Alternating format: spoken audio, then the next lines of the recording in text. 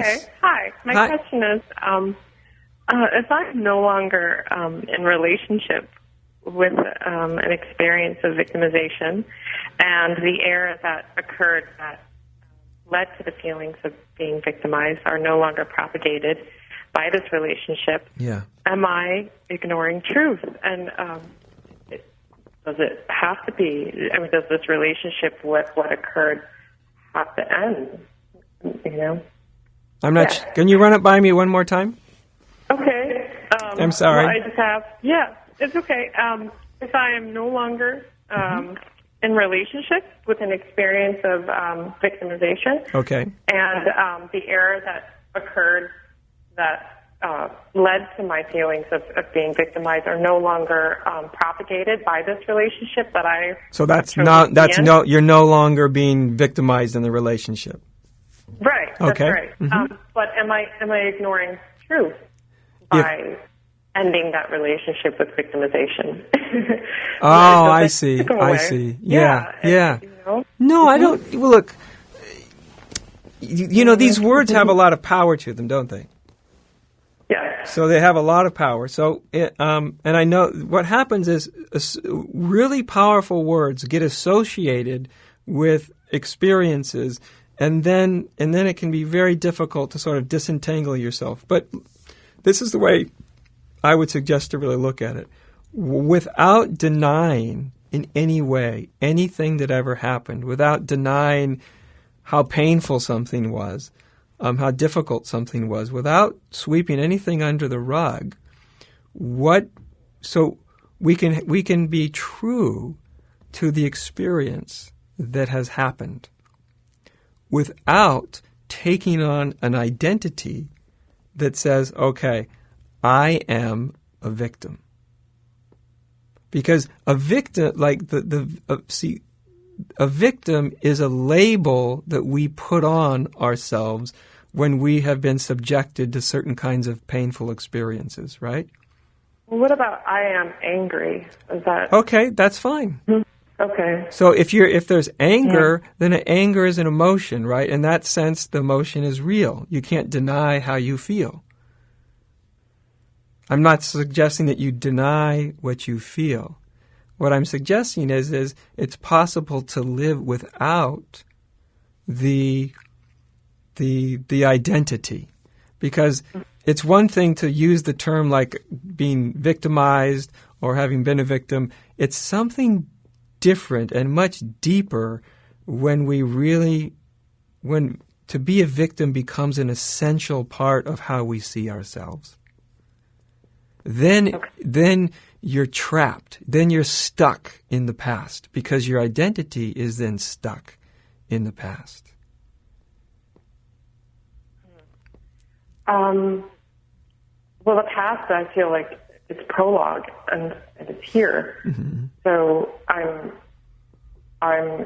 think I feel anger over of what was done now. Like it's still propagating. It's still here. Mm. I feel like to ignore it would be to ignore it. It would be. I agree with you. Yeah. Okay. I agree with you.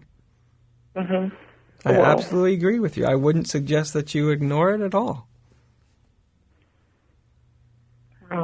See, so all I'm saying is there is a vast difference and a very important difference between what we actually experience, which to deny what we've experienced is just another way of going unconscious. There's a difference between what we experience and the way we label what we've experienced, the judgments we make or the conclusions we make about our experience. That's all I'm saying. Okay. So to experience it without judging it, yeah, I think that would be okay. You can say, "Gosh, this is painful," or it causes sorrow, or I'm angry, or it gives, I still have some real rage about it, or whatever. All those emotional components, those are real. They're real in the sense that you're experiencing them. Can we just have our experience without then labeling ourselves? when Jesus spoke of justice Yeah. throughout the Bible, could you share with me how that you think maybe like where justice fits in truth with Sure. just being Well, I mean, Jesus was someone who spoke truth to power, right? Mm-hmm. It got him killed. That's basically what got him killed. He spoke truth to power. And so in that sense, that's a form of justice, and that's a form of speaking truth to injustice. It's not it's not a sweeping injustice away or pretending like it's not important or relevant or that injustice doesn't have a profoundly painful effect on people. He did speak truth to justice. But the interesting thing, too, is he also really had a way of affirming what was in the potential within everybody, right? So he was at once this person who was like a real social and religious critic, speaking speaking truth to power, and he also simultaneously had this very positive message of the kingdom of heaven. So what I'm really interested in is what's the point that you're really seeking clarification around this all? I feel that if I know I'm using the word let go Yeah. because it's an act of holding on, but if I let go of that experience, where am I ignoring justice and this beautiful concept of justice? And Right. Yeah. Right. No, look, God forget. Right. If I let go, maybe, yeah. Look, letting go is the ultimate form of justice. The reason is it's because it's a way of saying, you will no longer have power over me. Thank you. That's the justice. Because that whole abuse thing, it's like that traps you and it holds you and you feel enslaved by it. And that's the bitter painfulness of it. The justice is when you go, I will no longer be held by this. Thank you. I will release myself from the chains of what happened. I won't forget what happened, and I won't pretend like I liked it, but I will release myself from it. I mean, what more act of justice could there be, you see? Right. And that's freedom. That's freedom. Exactly.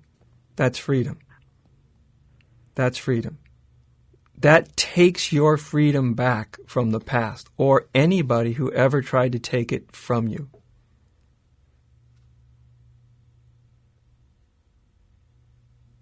Wow. And so I actually just right now felt that relationship with this desire for justice and desire to propagate that experience as imprisonment. Yeah. I have been in prison for 2.5 years. Yeah. So. Yeah. Let yourself out. Yeah. Let yourself out. That's part of the justice of you let yourself out of that prison. Wow. That's the justice that Jesus spoke of. That's it. Yeah. That's the justice. Right. It's not the justice as, vested in the courts or in the legal system. It's sometimes the justice of freedom. Yeah, there's that kind of justice too, right? There's that kind of justice too, and that's an important part of justice in our society. It's a very important part. But, there's lots of people who've had terrible things done to them. The people who did it have been imprisoned. They've been put in jail, and yet the person who they inflicted upon, they're in jail too. They've never let themselves go. You see, you know what I mean? Because we can hold ourselves in prison by defining ourselves through the past. And so even if somebody has sort of a legal kind of justice come down, that is no guarantee that you then feel free. There's two kinds of justice. There's that sort of social legal justice, and then there's the justice of the heart. Right. Isaiah 10, woe to those who make unjust laws, to those who issue oppressive decrees. That also applies to those who've been victimized. Don't oppress yourself with these laws of the way things should be and should have been. Right. Because it can sound so true. This shouldn't be, and this but when you really look at it, you say, "My God, I'm holding myself in a very painful prison with all of that. Am I ready to let myself out?"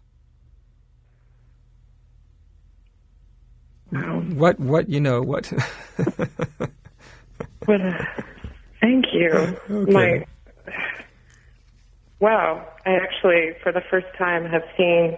I now see this prison, and for the first time, I see beyond it. Yeah. Good. Thank you. You're so welcome. Wow. You're so welcome. All right. Bye-bye. Okay. Good night. Good night.